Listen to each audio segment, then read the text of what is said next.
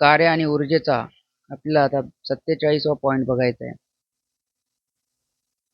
47व्या point मध्ये काय दिले हेडिंग? अणुऊर्जा, म्हणजे इंग्लिशमध्ये त्याला ॲटॉमिक एनर्जी म्हणतात. जड अणुकेंद्रांच्या विखंडनामुळे अथवा दोन लहान अणुकेंद्रांच्या एकत्रीकरणामुळे प्रचंड प्रमाणात ऊर्जा निर्माण होते. या ऊर्जेला अणुऊर्जा किंवा केंद्रकीय ऊर्जा म्हणतात. बघा, जड अणू म्हणजे काय की खूप मोठे युरेनियम सारखे, ज्यांच्या केंद्रकामध्ये 90 प्रोटॉन असतात, म्हणजे ज्यांचा अणुक्रमांक 90-92 असा असतो, त्यांना जड अणू म्हणतात. त्यांचं विखंडन म्हणजे होणे, काय होणे? तुकडे होणे. या एका मोठ्या अणूपासून छोटे छोटे अणू दोन बनतात आणि या प्रोसेसमध्ये खूप ऊर्जा निर्माण होते, त्याला अणुऊर्जा म्हणतात. तर हे अणुबॉम्बमध्ये या प्रकारची ऊर्जा असते. याला न्यूक्लिअर फिजन म्हणतात. फिजन म्हणजे तुकडे होणे, एकाचे तुकडे झाले. एक दुसरी प्रोसेस असते, त्याच्यामध्ये दोन छोटे अणू एकत्र येऊन एक मोठा अणू बनते, याला फ्युजन प्रोसेस म्हणतात. ही सूर्यामध्ये होते. यामध्ये पण भरपूर ऊर्जा तयार होते. तर म्हणून हेच सांगितले, जड अणुकेंद्राच्या तर यांनाच अणुऊर्जा म्हणतात, जे अणूमुळे तयार होते. तर मोठ्या अणूचे तुकडे होऊन दोन छोटे अणू तयार झाल्यावर किंवा दोन छोट्या अणूपासून एक मोठा अणू तयार झाल्यावर, त्याच्यात दोन प्रकार आहेत, एक फिजन आणि एक फ्युजन. चला आता पुढचा तुम्हाला नियम बघायचा, 48वा पॉईंट. त्याचं नाव आहे ऊर्जा अक्षयतेचा नियम. ऊर्जा म्हणजे एनर्जी, अक्षय म्हणजे कधी पण संपत नाही, त्याला अक्षय म्हणतात. नियम म्हणजे लॉ. ऊर्जा निर्माण करता येत नाही आणि नष्टही करता येत नाही.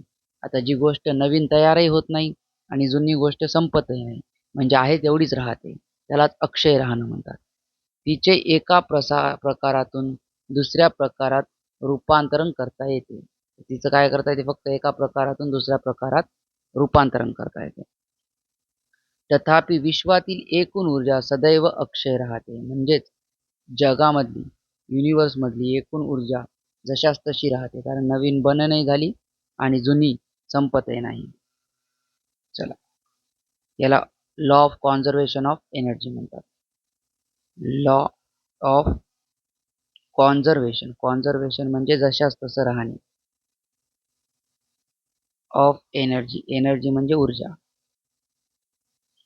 पुढचा पॉइंट आहे मुक्त पतन.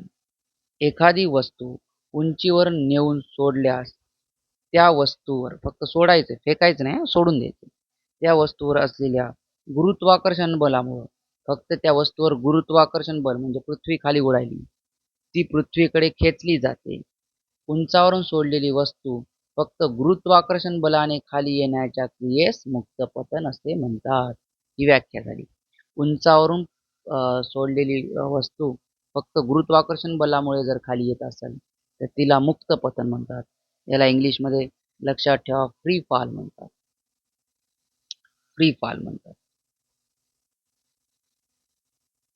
पुढे घ्या.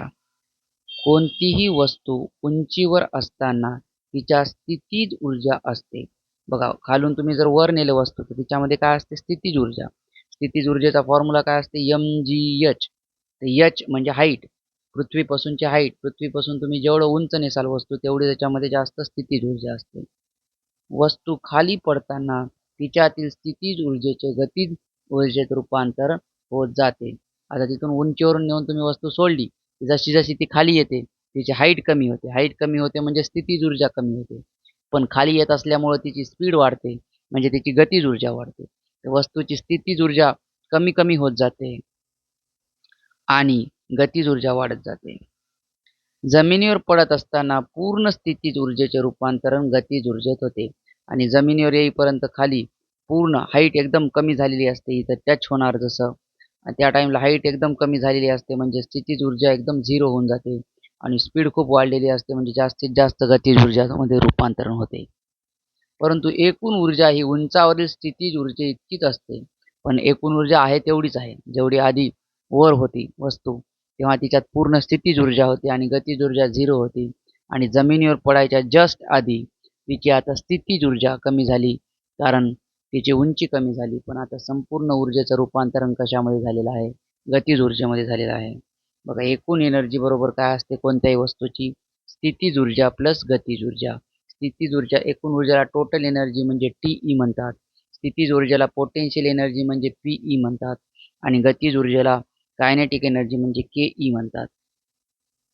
म्हणजेच टोटल एनर्जी ही आधी जेव्हा स्थितीज ऊर्जामध्ये होती तेव्हा फक्त स्थितीज ऊर्जेचं जेव्हा गती नव्हती तर गतीज ऊर्जा 0 होती आणि स्थितीज ऊर्जाच मग किती होती mgh. पुढचं 50वा पॉईंट घ्या. शक्ती काय? कार्य करण्यासाठी प्रत्येकाला अथवा प्रत्येक पद्धतीला लागणारा वेळ हा वेगवेगळा आहे. कार्य जलद किंवा मंद होण्याचे प्रमाण शक्तीत व्यक्त केले जाते. बघा आता कार्य काय होतं? कार्याची व्याख्या वस्तूवर बल लावून तिचं विस्थापन झालं की कार्य म्हणतात. तर कार्य करण्याची प्रत्येक वस्तूची गती वेगवेगळी असते. तर त्या कार्य करण्याच्या गतीलाच काय म्हणतात? तर शक्ती म्हणतात. कार्य करण्याच्या दरास शक्ती असे म्हणतात. म्हणजे शक्तीचा फॉर्म्युला काय बनते? शक्ती बरोबर कार्य भागिले काळ. दर म्हणले की छेदामध्ये टाइम. शक्तीला इंग्लिशमध्ये पॉवर म्हणतात म्हणून पी, कार्याला वर्क म्हणतात म्हणून डब्ल्यू आणि छेदामध्ये टाइम म्हणजे टी. तर पॉवर इज इक्वल टू काय आहे?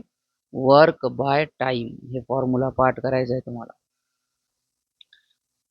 पॉवर म्हणजे शक्तीचे एसआय एकक काय? मग आता बघा एकक कसं बनते? वर कार्य आहे तर कार्याचं एकक काय असते? जूल आणि खाली टाइम आहे तर टाइमचं एकक काय असते? सेकंद.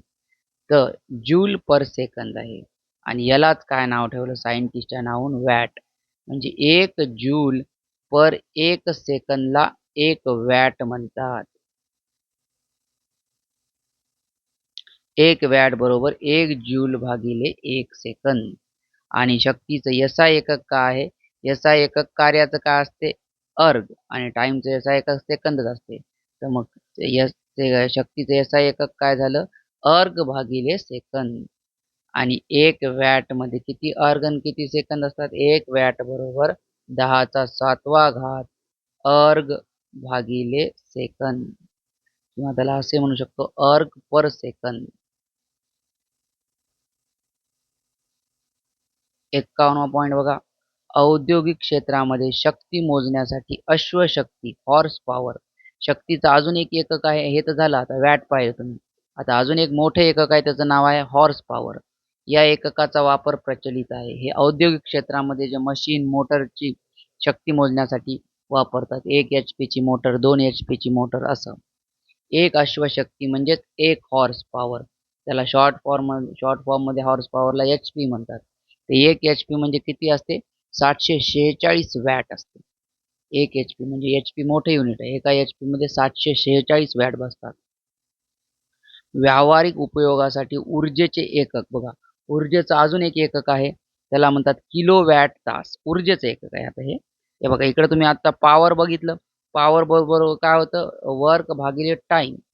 तर वर्क बरोबर काय होणार? हे इकडं भागाकारातलं टाइम इकडं गुणाकारात येतं. तर वर्क बरोबर काय होणार? पॉवर गुणिले टाइम. वर्क बरोबर काय होते? पॉवर गुणिले टाइम. म्हणून इथून वर्कचं एकक काय बनते बघा. पॉवरचं एकक काय आहे? पॉवरचं एकक आहे वॅट गुणिले टाइमचं काय? सेकंद. आणि सेकंदाला अजून मोठं केलं जर आपण तर त्याचं काय होते? तास. तर इथं एक ऊर्जेचं म्हणजेच कार्याचं एक एकक काय बनते आणि कार्य आणि ऊर्जाचं एकक सेम असते. तर अजून एक एकक काय बनते? किलोवॅट पर तास. किलोवॅट गुणिले तास. 1 किलोवॅट ही शक्ती म्हणजे 1000 जूल प्रति सेकंद या प्रमाणे केलेले कार्य. बघा 1 किलोवॅट आवर हे कोणाचं एकक आहे? किलोवॅट गुणिले आवर असं जर असेल तर हे एकक असते एनर्जीचं. एनर्जी बरोबर मग इथं काय आहे? किलोवॅट. किलोवॅट कशाचं एकक आहे? पॉवरचं. गुणिले आवर कशाचं एकक आहे? टाइम. हे फॉर्म्युला लक्षात ठेवा. एनर्जी बरोबर एनर्जीचं मी ई काढतो. एनर्जी बरोबर पॉवर गुणिले टाइम असते. आणि एनर्जीचं आणि वर्कचं एकच असते म्हणून वर्क बरोबर पॉवर गुणिले टाइम. हे फॉर्म्युला लक्षात ठेवा. 1 किलोवॅट किलोचा अर्थच हजार असते. 1 किलोवॅटचा अर्थ असते 1000 वॅट गुणिले 1 आवरचा अर्थ काय असते? 3600 सेकंद म्हणजे वॅट आणि सेकंद केलं म्हणजे आता हे काय झालं, हे SI युनिट झालं. म्हणजे 1 किलो वॅट किती असते, 1 किलो वॅट आवर एनर्जी किती असते, एवढी असते. 1000ला 3600 न जर तुम्ही गुणलं तर किती झालं, एकक, दशक, शतक, हजार, 10,000, लाख, 10 लाख, 36 लाख जूल एनर्जी म्हणजेच काय असते, 1 किलो वॅट आवर एनर्जी. बघा 1 किलो वॅट आवर एनर्जीचं युनिट आहे ते किती आहे, 36 लाख. 36 लाखलाच कसं लिहिता येते, 3.6 गुणिले 10⁶. 36 लाखला असं लिहिता येते. तर यालाच 1 किलो वॅट आवरलाच काय म्हणतात, एक युनिट म्हणतात. जे घरी तुमच्या मीटरमध्ये पडते ते एनर्जीचं युनिट असते. म्हणजे तेवढी तुम्ही इलेक्ट्रिक एनर्जी वापरली, 1 युनिट संपलं म्हणजे.